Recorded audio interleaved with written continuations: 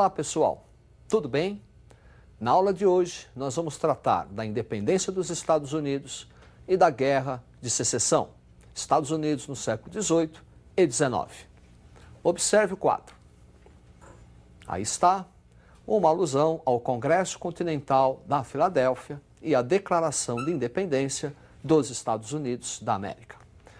A independência dos Estados Unidos da América teve, além do iluminismo, movimento que vai defender a liberdade, igualdade e fraternidade, outras causas para justificar seu processo de independência. Observe o quadro. A Revolução Industrial na Inglaterra e a necessidade dela de ampliar o mercado, aumentando o pacto colonial nas colônias do Sul, e a famosa Guerra dos 7 Anos, envolvendo França e Inglaterra, disputando áreas coloniais na América, que vai resultar no arrocho colonial inglês. Esse arrocho colonial inglês é em virtude, primeiro, a vitória da Inglaterra na guerra. Só que essa guerra foi muito onerosa, custou muito caro à Inglaterra.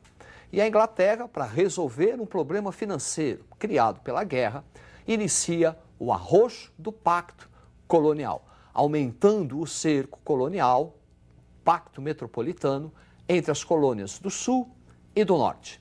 Como exemplo desse arrocho colonial, observe o quadro. Arrocho colonial inglês e as principais leis que caracterizam o início dessa nova política.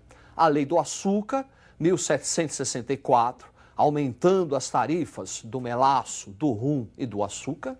A Lei do Selo, que era um imposto, uma tarifa que deveria ser colocado nos jornais, em contratos, para aumentar a cobrança de imposto inglês. E a Lei do Chá, transferindo o monopólio do comércio do chá para a Companhia das Índias Orientais. Especificamente, essa Lei do Chá vai trazer desagravo para os comerciantes, que vão sentir-se prejudicados. Em virtude disso, inicia-se uma tensão social entre os comerciantes norte-americanos e a metrópole inglesa. Como exemplo, o famoso incidente do Porto de Boston, onde alguns comerciantes fantasiados de índios vão atacar navios que estavam trazendo o chá para a América e jogar a carga ao mar. Por conta disso, a Inglaterra vai adotar um novo conjunto de leis, aumentando o pacto chamado Leis Intoleráveis. Observe, aluno, o quadro. Leis intoleráveis, fechamento do Porto de Boston, indenização do chá e a ocupação do Mississippi. A ocupação do Mississippi, onde a metrópole inglesa vai proibir a ocupação dessa área pelos colonos norte-americanos.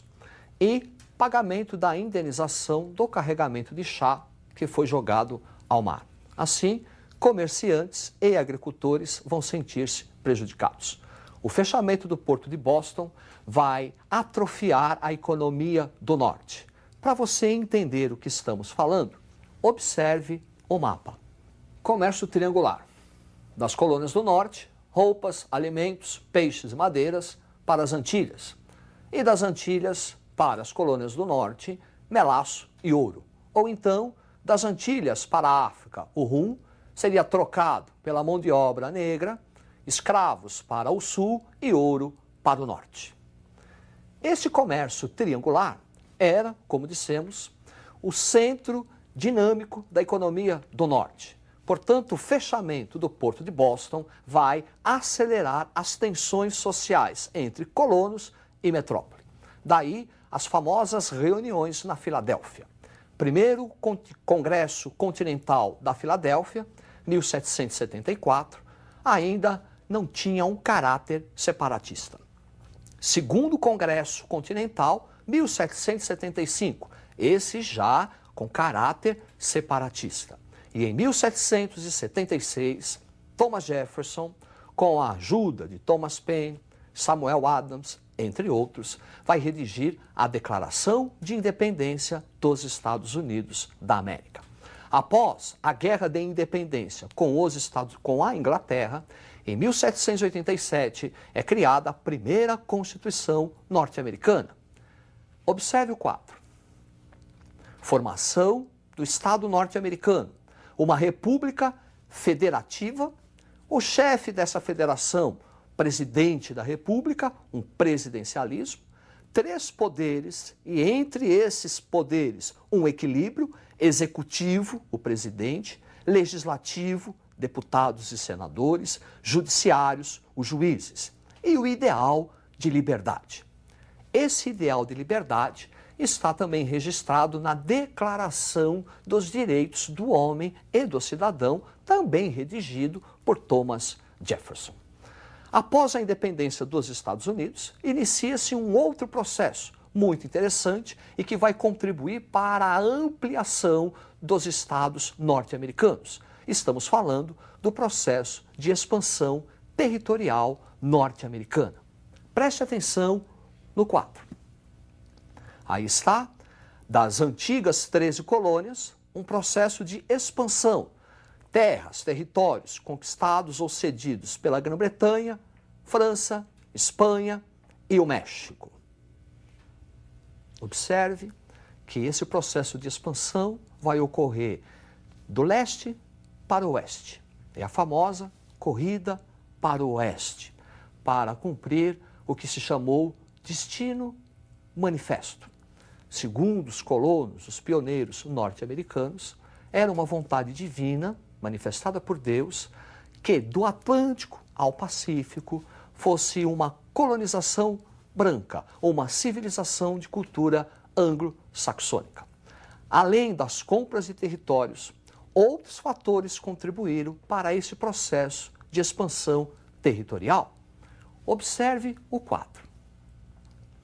Conquista de terras indígenas, meio oeste principalmente, a famosa corrida de ouro para a Califórnia, a construção de ferrovias, barateando o transporte e interligando leste e oeste, e a guerra com o México. Começou em 1846, acabou em 1848 e vai contribuir para uma ampliação do território norte-americano com a incorporação do Texas e com a incorporação da Califórnia. Essa expansão territorial também vai contribuir para um segundo processo, muito mais importante, sendo chamado de Segunda Revolução Americana. A primeira Revolução Americana, a independência dos Estados Unidos.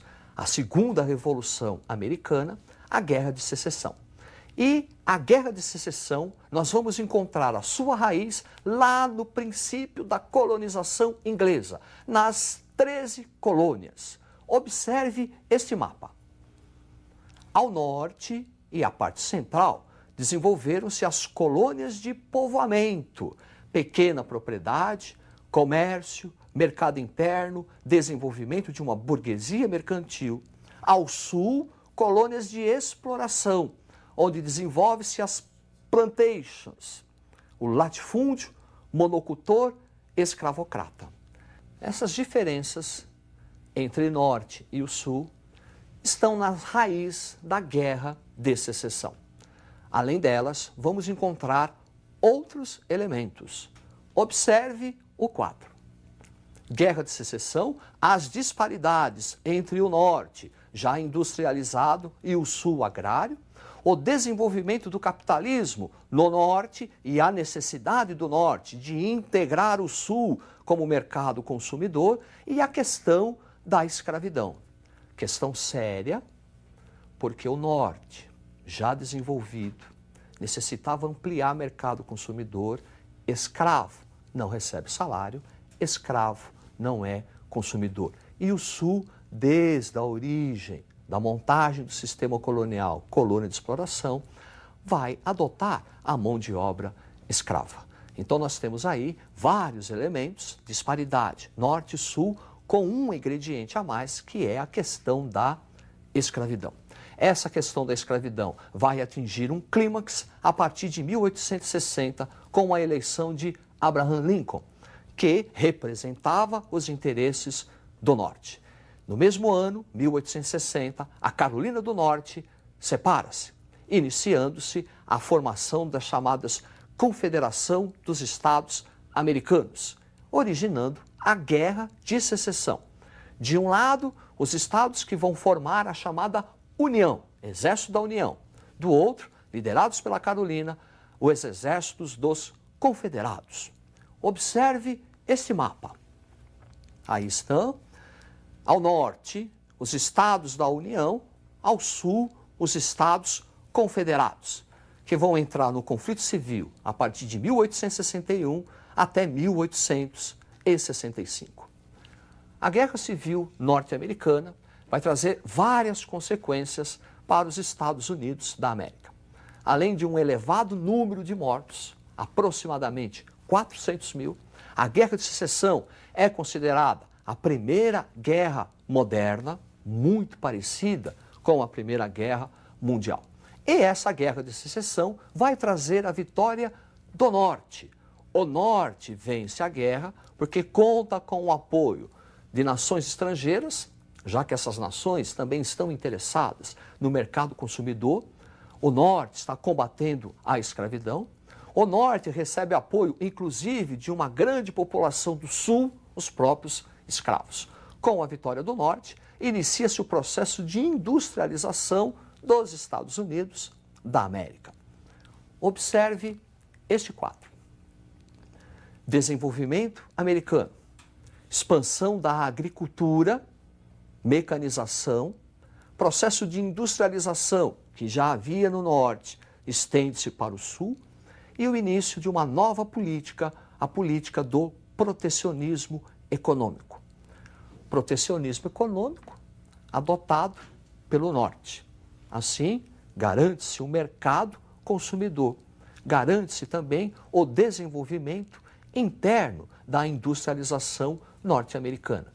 É a partir da Guerra de Secessão que os Estados Unidos iniciam o seu processo de industrialização, que vai caracterizar na formação de uma grande potência aqui na América. É a formação dos cartéis, é a formação dos trustes, das grandes empresas para controlar mercado e a distribuição de produtos nesses mercados.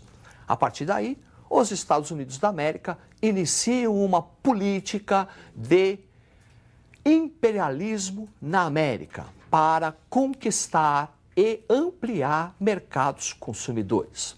É a famosa doutrina Monroe.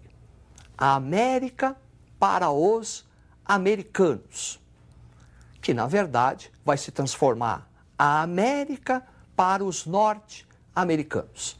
Essa política imperialista vai transformar os Estados Unidos da América numa grande potência, já no final do século XIX, aqui na América.